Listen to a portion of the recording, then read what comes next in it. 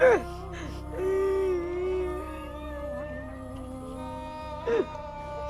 আল্লাহ, যারা আমাদের সহযোগিতা করেছে তাদের ভালো রাখো আল্লাহ, আমিন।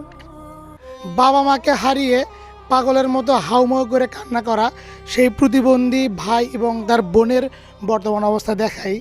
এইটা তাদের ঘর।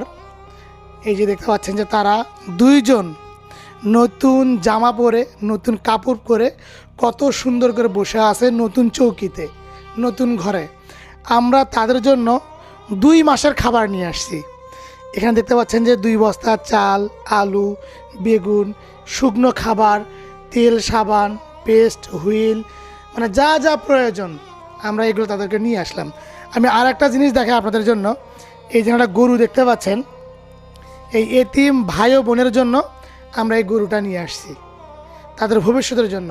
আর এই যে ঘরটা দেখতে পাচ্ছেন, এই ঘরটা আমরা আপনাদের অর্থগুলো দিয়ে এই এতিম ভাই বোনের জন্য নির্মাণ করে দিয়েছি। একদম নতুন ঘর, তাদের ঘরের কাঠ, বাঁশ, টিন সব কিছুই নতুন। আমরা নতুন করে মজবুত করে নির্মাণ করে দিয়েছি।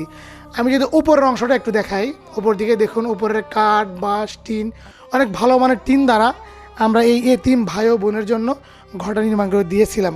আপনারা দেখেছিলেন এই এতিম ভাই বোন তার মাকে হারিয়ে পাগলের মতো হাউমাউ করে কান্না করতেছিল।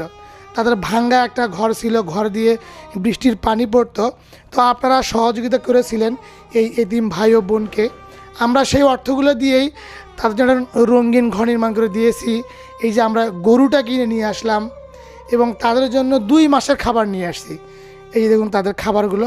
আর তারা যে নতুন পোশাকগুলো পরে আছে, আসলে এমন অসহায় বাচ্চাগুলো বা এতিম বাচ্চাগুলো তারা চাইলেও ভালো মানের বা ভালো পোশাক পরতে পারে না।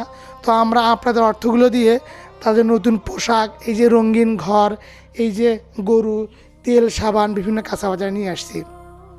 আমাদের সহযোগিতা করতে তার জন্য একটা নতুন অঙ্গীকার পাচ্ছি, 2 মাসে বাজার পাচ্ছি, একটা গরু পাচ্ছি, খাবার দাবার পাচ্ছি।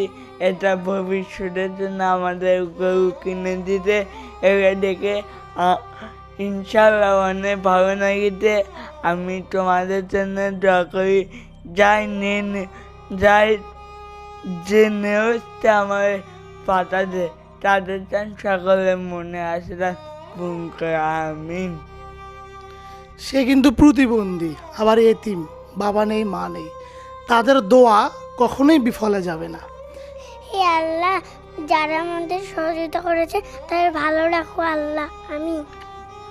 দেখি ছোট্ট মানুষ, এতিম মানুষ, বাবাও নেই, মাও নেই। তো এদের দোয়া আল্লাহর কাছ থেকে কখনোই ফিরবে না।